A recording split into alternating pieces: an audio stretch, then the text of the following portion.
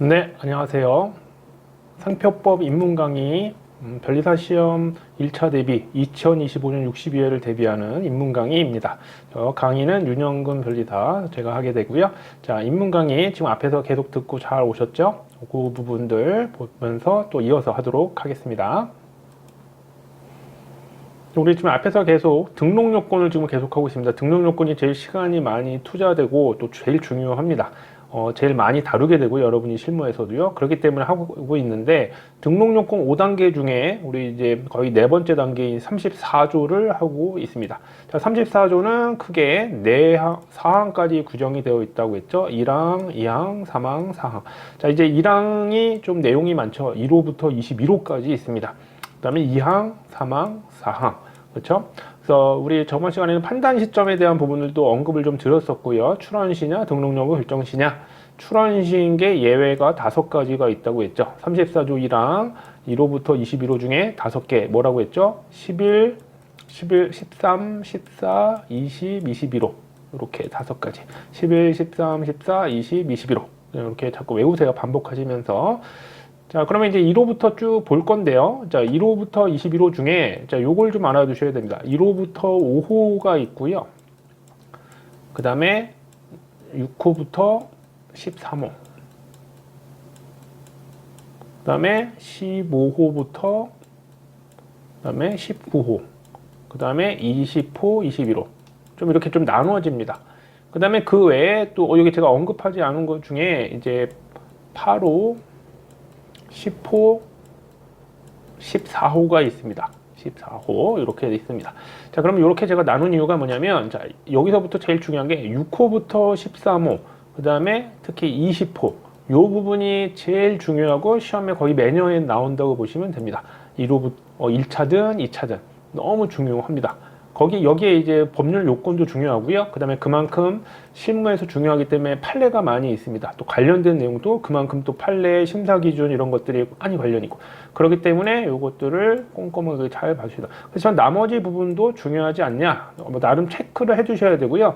2차 시험에는 많이 나오지는 않고요. 거의 나오지 않지만 1차 시험에는 어쩌다 한 번씩 나오기 때문에 기본적인 내용만 잘 숙지하시면 되고, 뭐 억지로 암기를 많이 하시거나 그럴 필요는 없습니다. 또 제가 기본 강의할 때 이런 부분들을 뭐 선택의 문제가 있습니다. 다 암기하실 수도 있고 또 중요한 부분 위주로 정리하실 수도 있는데, 저는 이제 1차냐 2차냐 어느 부분에 많이 나오냐 그걸 항상 염두에 두고 설명을 드립니다. 우리 효율적으로 공부를 해주셔야 됩니다.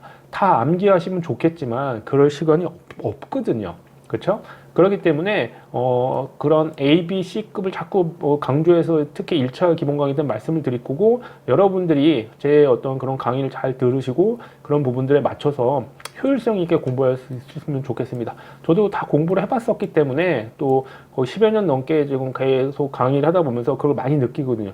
효율성 있게 해야지 또 다른 과목에도 집중할 수 있고, 또 고득점 어떤 1차 시험이든 2차 시험이든 약간 상대적입니다. 그렇죠? 절대적 평가가 아니기 때문에 꽈락을 면하냐 안 면하냐 빼고는 다 상대적이기 때문에 고득점을 받으셔야 됩니다. 다른 어떤 수험생보다. 그래서 그런 걸 염두에 두셔서 하셔야 되고요. 그래서 1호부터 21호 이런 부분들을 감안해서 보시기 바랍니다. 자, 그러면 1호부터 시작을 하도록 하겠습니다.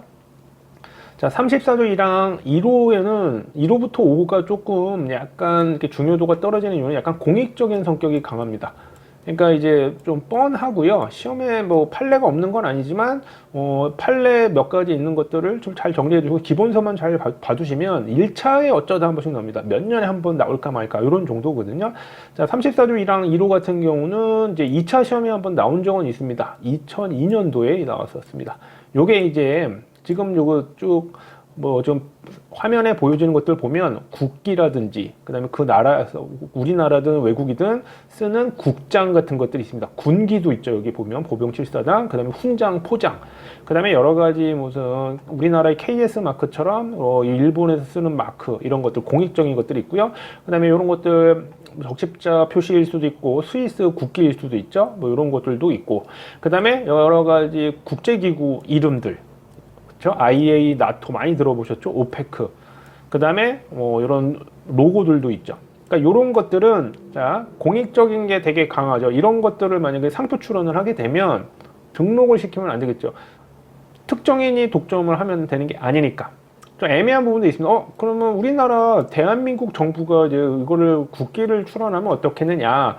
근데 굳이 할 필요는 없거든요. 왜냐하면 그렇게 등록을 하면 우리가 국기 쓰는 것도 되게 대한민국이라는 어떤 국가에 귀속되다 보면 되게 힘들 수가 있습니다.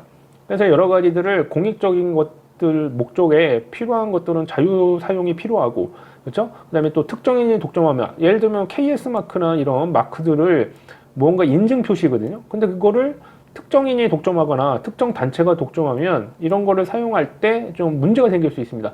영리적으로 잘못 악용되거나 그럴 수 있기 때문에. 그래서 1호 같은 경우는 조금 좀 내용이 좀 있지만 이게 공익적인 게 강하다. 이렇게 보시면 됩니다. 법조문을 한번 천천히 보시면서 볼게요. 자, 근데 이제 1호부터 우리가 21호까지인데 1호도 조금 죄송하지만 제가 죄송할 건 아닌데, 예, 여기 우리가 조항, 호, 목이라고 해서 호에도 또 목이 붙었는데 여기에 마목까지 있어서 5개가 있습니다. 그래서 여기 1호에 국기, 이런 것에서 다음 강목 어느 하나에 해당하는 상표. 자, 34조 1항은 33조에도 불구하고 자타식별력이 있어도 어느 하나에 해당하면 등록을 받을 수 없다. 뭐라고 했죠? 부등록 사유라고 했죠. 이런 규정을 해놨기 때문에 부등록 사유인데, 자, 국기, 국장 등 뭐 이런 게 나오죠. 근데 과목을 보시면 대한민국이 보이실 겁니다. 국기, 국장 눈으로 쭉 보십시오. 아, 이게 국가에서 쓰는 표시가겠구나 라고 되어 있습니다. 그렇죠? 증명용 인장, KS 마크 이런 걸 얘기합니다. 우리나라 같은 경우는. 근데 여기 상품 얘기는 없습니다. 상품 얘기는. 그렇죠? 그런 걸 눈여겨 봐주시고요. 그 다음에 나목. 이게 되게 길어요. 파리 협약이라고 보통 하는데, 자, 제일 있지만 키워드는 국기입니다. 국기. 나목에는. 국기를 상표 등록하면 안 되는구나. 이렇게 되는 거죠. 그렇죠? 상품 얘기 또 없습니다. 그것들 잘 봐주시고. 그 다음에 다목입니다. 다목 같은 경우에는 국제적 십자 올림픽 등 그래서 저명한 국제기관, 그러니까 어떤 기관 얘기하는 겁니다. 아까도 뭐 오페크, 나토 이런 거죠. 그런 것들. 근데 여기 예외라는 게 있죠. 다만 하는데 그 기관이 자기. 자, 이런 것들을 눈여겨 봐주세요. 자, 요게 예외가 있네요. 그러니까 원래는 등록을 하면 안 되는데 그 오페크라든지 뭐 피파라든지 국제기관이 있는데 걔네들이 직접 해. 걔네들이 직접 등록받고 싶어요. 그럼 걔네들 직접 쓰는 거는 크게 문제가 없거든요. 그래서 요거 예외가 있습니다. 예외. 다만. 다만이 어디 있나 보죠. 라목 하면 라목에도 다만이라고 되어 있습니다. 자, 라목 같은 경우는 자, 여기 특이한 게 있죠. 세계 지식정상기구로부터 통지를 받아 특허청장이 지정한 동맹국 등의 문장, 어떤 여러 가지 국가의 문장을 쓸 수도 있고요. 기, 훈장. 이렇게 문장이라는 거는 우리가 패스포트라든지 여권에 이런 문장이 별도로 있습니다. 우리나라도 막 봉황이 있다거나 뭐 이런 것들. 그러니까 다른 나라의 훈장, 기장 등이 있고요. 그다음에 뭐 동맹국 등이 가입한 정부 간 국제기구. 이런 게 이제 나토죠. 나토. 특정 지역의 뭐 이런 것들 국제기구 명칭. 그러니까 이런 것들과 동일한 상표는 등록받을 수 없겠죠. 동일유. 여기 이제 동일유사라는 표현이 나오죠. 자, 자세한 건 안 합니다. 동일유사는 우리 앞에서 다 했습니다. 그러나 이것도 역시 예외가 있습니다. 다만 걔네가 직접 자기가. 그렇죠? 그 다음에 마목을 보시면 이것도 뭐 통지받아 특허청장이 지정한 공공기관인데 거기에 이제 요거 이제 독특한 감독용 증명용 인장. 이제 아까 일본의 우리나라와 같은 뭐 KS를 뜻하는 일본은 JIS 뭐 이런 군. 자, 이런 애들은 등록받을 수 없는데 여기 이제 특이한 게 또 나옵니다. 상품이 나옵니다. 자, 이게 많아 보여도 요거를 특징을 한번 쭉 정리를 해볼게요. 나중에 요 영상을 또 다시 한번 보시면서 법조문을 한번 또 눈으로 자꾸 보시고 몇 번 반복해서 보십시오. 시간이 뭐 8분에서 10분 이내니까. 자, 그걸 한번 쭉 정리를 하면, 자, 가목, 나목은 대한민국의 국기, 뭐 국장, 인장이었죠. 나목은 아까 국기, 다른 나라의 국기고요. 특별한 어떤 단서가 없는데 다목에는 단서가 있었죠. 자기가 하면 괜찮다. 그렇죠? 라목은 동맹국 문장, 훈장. 그래서 요거를 쭉 했고요. 마지막에 보시면 특정 도맹국 등의 감독용 인장은 와이퍼의 통지가 다 있어야 되고요. 근데 상품이 관련이 있었죠. 그러니까 요런 차이가 있다는 것들을 좀 알아두시면 2로가 정리가 되실 겁니다. 시험에 자주 나오진 않지만 이런 것들, 이런 내용이 있구나. 이렇게 한번 봐주시면 되고요. 좀 눈에 안 들어오시는 분들은 다시 한번 영상을 보시고 법조문은 눈에 익혀 봐두시면 도움이 되실 것 같습니다. 자, 20일에는 여기까지 하고요. 다음 시간에 또 뵙도록 하겠습니다. 감사합니다.